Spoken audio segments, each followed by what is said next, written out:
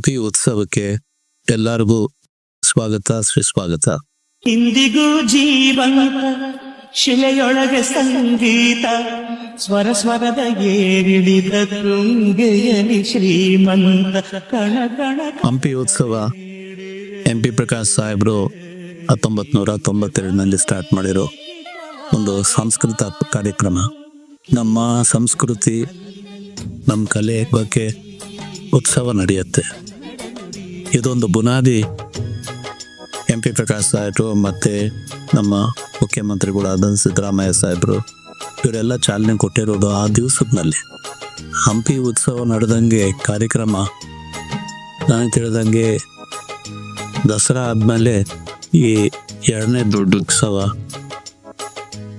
ಇದೇ ಉತ್ಸವಕ್ಕೆ ಹೋದ ವರ್ಷ 5 ಲಕ್ಷ ಜನ ಮೇಲೆ ಬಂದು ಭಾಗವಹಿಸಿದ್ದಾರೆ. ಹಾಗಾಗಿ ತಾವೆಲ್ಲರೂ ಈ ವರ್ಷ ಇನ್ನೂ ಹೆಚ್ಚಿನ ಜನಸಂಖ್ಯೆಯಲ್ಲಿ ಬನ್ನಿ, ಇನ್ನೂ ಒಳ್ಳೆಯ ಕಾರ್ಯಕ್ರಮ ಈ ವರ್ಷ ನಾವು ಮಾಡ್ತಾ ಇದ್ದೀವಿ. ತಾವೆಲ್ಲ ಭಾಗವಹಿಸಬೇಕು, ಈ ಕಾರ್ಯಕ್ರಮಕ್ಕೆ ಯಶಸ್ವಿ ಕೊಡಬೇಕಂತ ಹೇಳ್ತಾ ಪ್ರಾರ್ಥಿಸ್ತಾ ಇದ್ದೀನಿ.